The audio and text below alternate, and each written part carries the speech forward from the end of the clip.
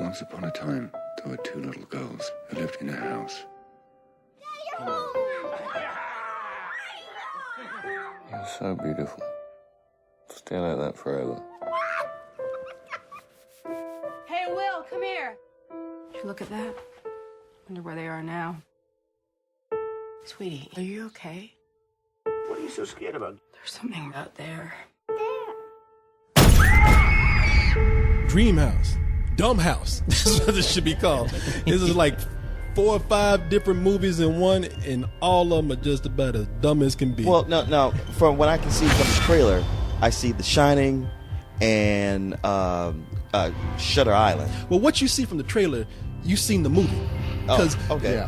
So wait, so you're telling me that it doesn't involve the Barbie Dreamhouse, the Toy Story Part 4 I'm sorry to spin-off that horror movie film is that still coming. I've been waiting for forever? Yeah. No Malibu dream car, no Ken beating Barbie or anything like that. No, it's not the Barbie dream house. It's anything but a dream house. It's anything but a dream of a movie. It's anything but a good film. And actually, what you just said about it being a cross between The Shining and Shutter Island, you nailed it, man. I would say The Shining and The Others, kind of, really, because that was the angle I kept seeing in it.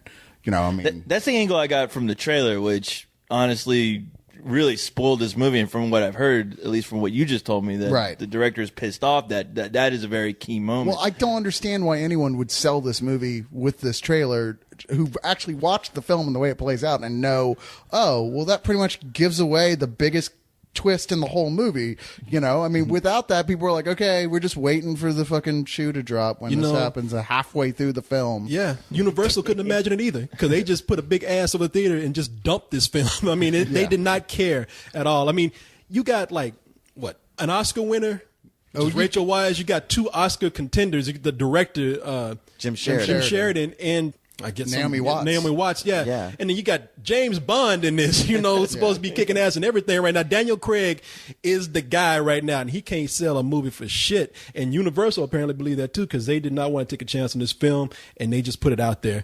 And no screenings, no big marketing for it. Yeah. Well, I don't know. I felt like, we all saw that trailer enough to know about the twist, because it seemed like for a while, every movie I was going to see, they were sticking that trailer on it. And then suddenly I see it's in the theater, and I was like, wow, nothing to let me know this was coming out, no screening. Yeah, that just so to show you how much Universal didn't care. They looked at that trailer and they just said, ain't nobody gonna see this shit anyway. Just put the movie in the trailer. Like somebody went like, well, now that you've shown the movie in the trailer, what's the point for us even telling them to go see it? Well, they just saw it. Oh, by the way, did I mention who Kaiser Soze is in The Usual Suspects trailer? Come on. Yeah. It's like doing that. You're like, oh, really? Who's doing this shit? The most offending part about the trailer is that it's been so fucking done. I mean, just looking at it, I'm just like, all right, I don't give a shit if 007 or fucking you throw in fucking Batman and all the other superheroes in this goddamn movie. I just don't care, because how many times can I see fucking paint rot in a goddamn house, where I'm like, oh, look, the couple of kids holding hands looking at a fucking wall. I've seen that before. See, who cares? I actually think that this twist could have worked, but there was somewhere in there that somebody said, fuck it, nobody really gives a shit. Let's not worry about making sure all the ducks line up in a row and this is actually plausible here. Because for performances wise, I was actually a little bit sucked into it. I mean, I thought Daniel Craig and Rachel Weisz together, they have a lot of chemistry, as is apparent since they fucking got married right afterwards. He totally stole her away from Aronofsky on that film. Right. And there's actually some good dialogue written. They do it well, but there's all these things that just don't fucking make sense. Like, wait, if this is what the twist is, then how about this scene earlier? That doesn't make any sense. What was happening there? Yeah, you are Why better would off. someone act that way? Yeah, you are better off watching the twist in the trailer, because it makes more sense. It's not convoluted. So what is which plot, other movie's plot does this lead off with? The movie actually has, to me, this movie is split up in 4 parts, and the setup for it, to me, is the best part. You have Daniel Craig, who plays a guy named Will Antetton, some crazy-ass name. He's works at a publishing house in Manhattan, decides to quit his job, up and leave, move out to the suburbs in this nice house that he bought, and spend more time with his wife and his 2 kids, and work on his novel. Oh, so here's a guy who's never seen The Shining. Or hundreds of other films that start that See, way. if he had, That's like the main one. It's He's like, a guy who said, I'm going to wait for that on Blu-ray. That shit's going to come out soon. Why ruin just watching the regular DVD? I'm going to see that shit in crystal clear vision. I'll get it on torrents later. yeah. So Excuse the pun. he gets out there and everything seemed perfect. His wife is fine as hell, played by Rachel Weisz. They got 2 beautiful kids who are real life sisters, by the way. Yeah, and who are great in the movie. And I they thought, are, too. yeah. Trish and Dee Dee actually played by 2 girls named Taylor and Claire Gear, and it's perfect. It's a Picture dream perfect. house. It is strictly a dream house. Yeah, well, Barbie should have been in this movie. She should have played the wife. does he wear a cardigan and smoke a pipe? Well, Little patches on his elbow. You know what? He would have, but life, of course, can't let anything be perfect and has to fuck up everything. Right when he's about to put on that jacket and light up that pipe. Yeah, he realizes he's in the Nexus. Yeah, that's when crazy shit starts. Is that when happening. it switches to the next movie it rips off?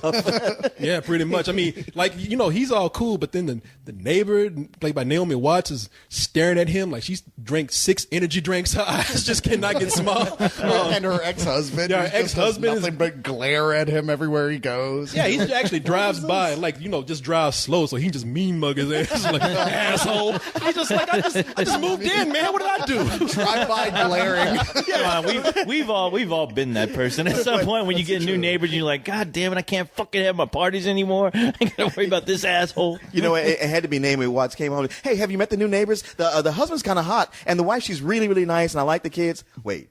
You said the husband's hot? The fuck? God damn. You want to fuck him? Is that what it is? Yeah, he pretty much just drives by pointing his finger, you motherfucker. Me after work. But Who plays the ex-husband? The worst part about that is they are the character equivalent to someone opening a drawer in a movie and seeing a gun and go, I didn't know there was a gun there, and closing it again. Oh, that'll never come up again later. And it won't till the time when it's absolutely needed in the film to tie things up. The husband is Martin Soskis, who we just saw in The Dead. Okay, yeah. So yeah, but things get even weird. He's like, well, I just talk to these neighbors, but no, there's a creepy guy who's following him around, played by Elias Koteas. And then one night he finds these goth kids, it's their house, just hanging out in the basement. In a room that he did not know was there. It was just behind a sliding door in the basement, which is like a trap door, secret thing. It's just there's a door here. That's weird.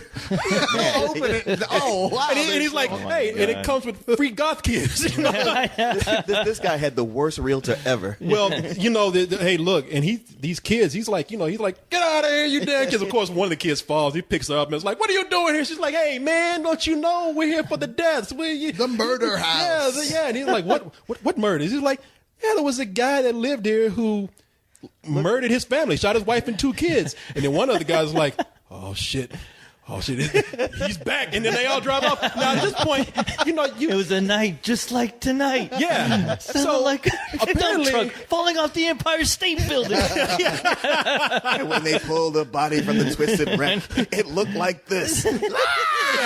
He tells his realtor, these goth kids were down there. Goth kids, they died in a fire 5 years ago. What did they look like? No, actually, he figures out there's whoever that killed his family in his house. Yeah, Peter something. But he realizes this guy still has some influence on this house. I mean, the murder still somehow affects society. So he has to figure out at this point, is this guy coming back to hunt my family? Is there some conspiracy against me because the police aren't doing anything? Am I just imagining things and my kids are going crazy? He doesn't know. There's a whole world of mystery surrounding this. Now, that's the first part of the movie. And I think the setup for that is great because it's all right, the worst you could say about it is that, you can tell that there's a twist coming up. Sure. But what makes it cool is exactly what you said. One, Rachel Weisz and Daniel Craig, they do have wonderful chemistry as parents. And they make you jealous of that. You're watching now that's a good family. That's a loving family. There's a couple who belong together. They've got cool kids. You're jealous of that. You're wow, this is a dream house. No, I hope nothing goes horribly wrong. I just knew we shouldn't have moved out of the city. We don't say that. I knew that this wasn't going to last. What? This!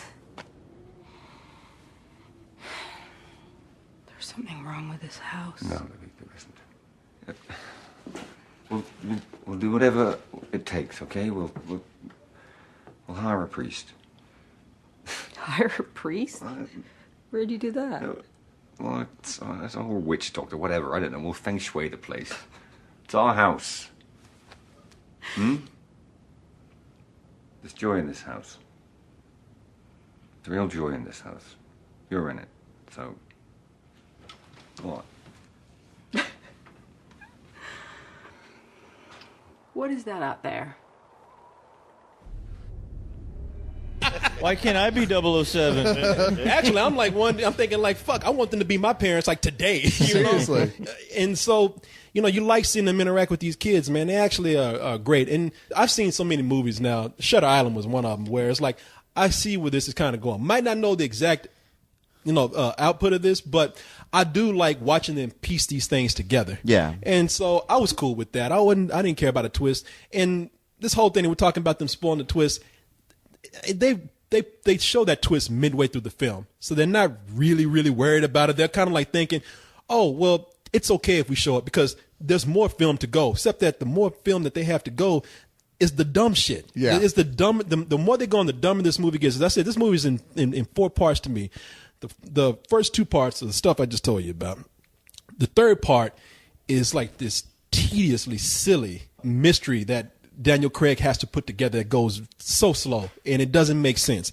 And then the last part is just this thriller that is outright stupid. Well, yeah, because, they've set him up so much to be such a nice guy, and you like him so much already. It's a given that he's a nice guy. Let's just put it that way. Yeah. And so you got to find out what the real answer is. Who's the person we're looking for?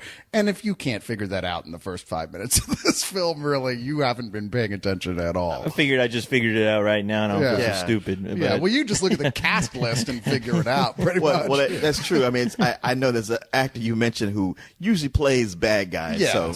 And it's like one of those things, like even while you're figuring out, because it's so obvious, and it's like it's dropping hints that are just they're in a cinematic way that are stupid, that are too big of a giveaway. Because you're like I said, it's like that gun in a drawer thing. Yeah. But even so, when it comes together, you're like, that doesn't make any sense. That would not happen. People would not behave that way. I don't care what else you add into the equation. It just wouldn't fucking happen. No, because there's like a crazy guy that they have let come out that's obviously dangerous to this family, and nobody treats this with any kind of